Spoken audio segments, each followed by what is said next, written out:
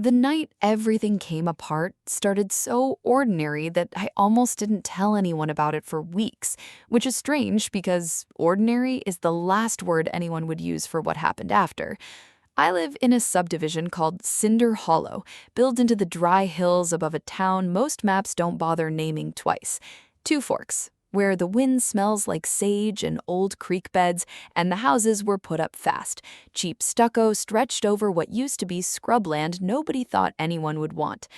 I'd moved there 11 months earlier, after my husband, Callum, died, into the house we'd bought together when he still had 2 more years left in him, though neither of us knew that at the time. Callum had been a land surveyor, the kind of quiet, meticulous man who cared more about property lines and soil composition than almost anything else. And if you'd told me that obsession would end up being the reason a woman named Glynnis Thorne kicked my front door off its hinges on a Tuesday night in March, I would have laughed you out of the room. But that's exactly what happened, and I want to walk you through it slowly, because the surface of this story is not even close to what was actually underneath it. And if you're the kind of person who likes staying until the very last thread gets pulled, do me a favor and hit subscribe before we get into the parts that made my hands shake while I was writing this down, because trust me, you're going to want to be here for what comes after the door. I was hosting a dinner that night.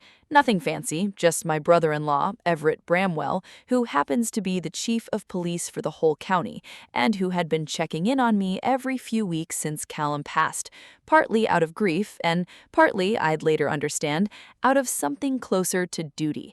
We were halfway through a pot roast when I heard the frame of my front door splinter. Not knock, not doorbell, splinter. And Glynnis Thorne walked into my house like she owned the deed to it, clipboard in hand, insisting she had reasonable cause to conduct a surprise inspection under Cinder Hollow's bylaws regarding unauthorized structural modifications. I want to be clear that Glynnis was not some cartoon Karen shrieking about mailbox colors. She was precise, rehearsed, almost clinical in the way she moved through my living room, and it was only when she rounded the corner into my dining room and saw Everett's uniform draped over the back of a chair, badge catching the light, that something in her face genuinely cracked for half a second before she smoothed it back over.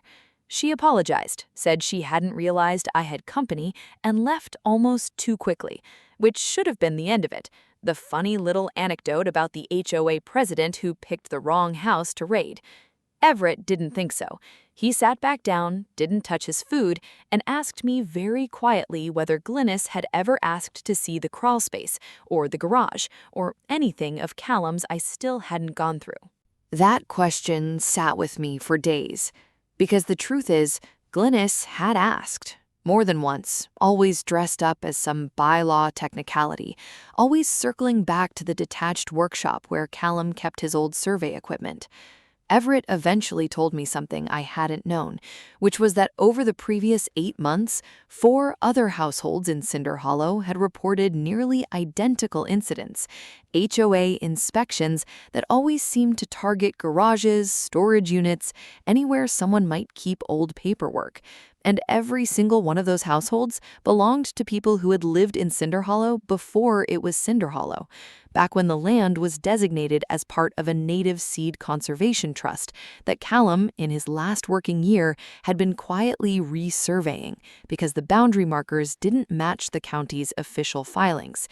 He never told me what he found. He died 3 weeks after that survey job wrapped, in what the county ruled a single-vehicle accident on a road he'd driven 1,000 times, sober and careful.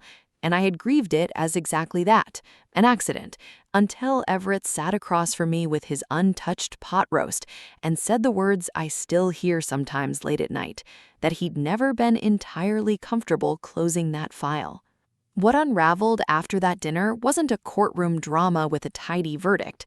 It was something slower and far more surgical, because Everett didn't move on instinct alone. He moved with a state land fraud task force that, as it turned out, had already been building a case against the original Cinder Hollow developer for over a year, a case that had stalled because they were missing physical documentation tying the falsified county filings to anyone still living and reachable. Glynnis Thorne, it turned out, wasn't simply an overzealous HOA president drunk on borrowed authority.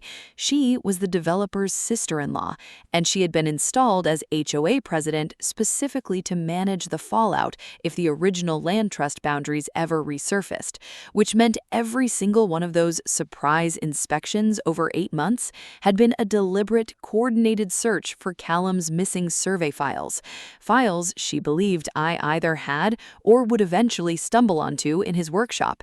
The dinner where she kicked my door in wasn't the beginning of the investigation catching up to her. It was the moment her own panic finally handed investigators the one thing they'd been missing. Because in her rush to search my house in front of a county police chief, she'd violated 3 separate statutes in under 4 minutes: forced entry, unauthorized search without consent or warrant, and destruction of private property. All of it captured on a home security system Everett had quietly asked me to install 2 months earlier, a detail I hadn't questioned at the time because I assumed it was simple grief-driven overprotectiveness from a man who'd lost his brother. What followed over the next several months was not some fast, satisfying gavel-bang ending. It was a slow, total dismantling, because once investigators had legal grounds to formally search Glynnis's own property, they found not just Callum's missing files, which he had apparently mailed to himself as insurance, and which she had intercepted from an unsecured community mailroom she controlled as HOA president, but a decade of falsified land surveys, forged conservation releases, and financial records showing she and the developer had been quietly siphoning HOA reserve funds to pay off 2 different county officials to keep the trust land boundary dispute buried.